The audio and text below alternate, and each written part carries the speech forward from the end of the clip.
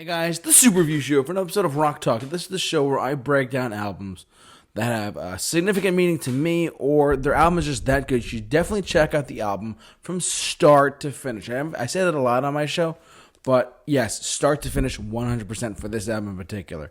As the title of this video suggests, I'm going to be discussing today Billy Joel's final album of rock pop music, The River of Dreams. This is an original pressing of 1993's The River of Dreams. Now, this album, truthfully, is arguably one of his best. Truthfully, in some circles, people are like, what are you talking about? How is his last album one of his best? Well, coming off of the Stormfront album, which was a huge album for him. It kind of brought him back to the forefront after The Bridge, which was not that successful. With that, Stormfront had We Didn't Start the Fire, the Downeaster Alexa, a lot of really big hits, setting him up for the 90s, in a sense, to be even more successful in the 90s. So he was, because if you think about up until that point, he'd been like huge in the 70s and into the early 80s and into the mid 80s.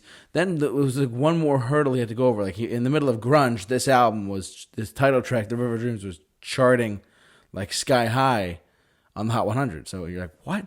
How is Billy Joel charting high, like the top 5 in 1993? He just was. It's just the truth. It was successful for him. And I'll get to the aftermath in a little bit. But I want to read off the track list, and I want to explain the overall arc of this album, because this album does have an arc to it. So without further ado, No Man's Land, The Great Wall of China, Blonde Over Blue, A Minor Variation, Shades of Grey. That's side 1 on the vinyl. Side 2 is All About Soul, Lullaby, Goodnight My Angel, The River of Dreams, 2,000 Years, and Famous Last Words. So this album has an arc to it. I keep saying that because if you listen to this album from start to finish, you do not skip any songs. The reason why they're called artists is because they create art. This album has a lot of that in there. The first side is him really struggling. What the overall arc of this album is that it's about, the beginning album is about someone who's lost faith in humanity and kind of relating to himself, but he took it upon himself to make an album about that. So starting off with No Man's Land, it's a really hard-hitting, guitar-driven song for him. You know, he's like, oh my God, and I hate this. Throughout the album, his mood, his thoughts, and his concept and his mind tends to change from I hate everything to I'm at peace with myself. He does a whole arc of it. So No Man's Land starts it off. The Great Wall of China is about, someone who screwed you over. You know, you're kind of taking back at them. Like, we could have gone all the way to the Great Wall of China if you only had a little more faith in me. That's the chorus. You could have clasped. We could have been at the Empire Diner, just like the Great Wall of China. You know what I mean? There's a lot of hidden lyrics, not hidden lyrics, but hidden messages in the lyrics here, and it's really crazy how certain songs are. Blonde Over Blue is the same way. It's like he's kind of like, his anger is dying down a little bit, but it's still guitar driven for him. Blonde Over Blue is like, he's starting to realize stuff again. His anger is starting to like loosen up a little bit. A Minor Variation I actually heard live. The only time it's been played at Madison Square Garden ever, back in 2018. I was lucky enough to hear that song live. For the first time live he's ever played it. He didn't play it for the whole song. He just played like 2 minutes of it. Because all right, we're gonna work on that one. Don't worry. It's a deep track from one of your best albums where you never play it more. Anyways, Minor Variation. He's starting to see things differently a little bit more.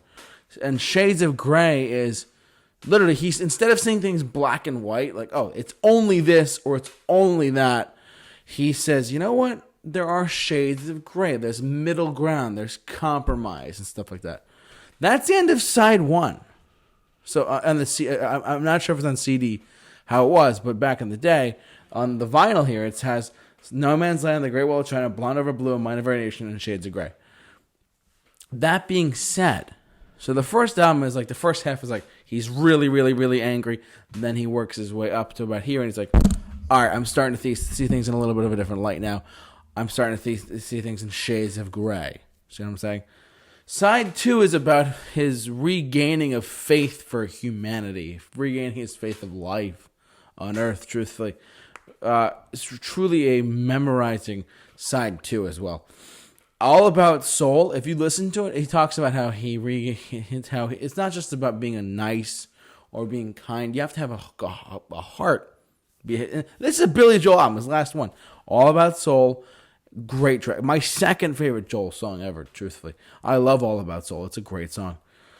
Lullaby is about his divorce with Christy Brinkley at the time, but also how his daughter, he said, I'm never going to leave you. You are my everything in life. I love you to death. You're my daughter. Good night, my angel. Then The River Dreams, the title track.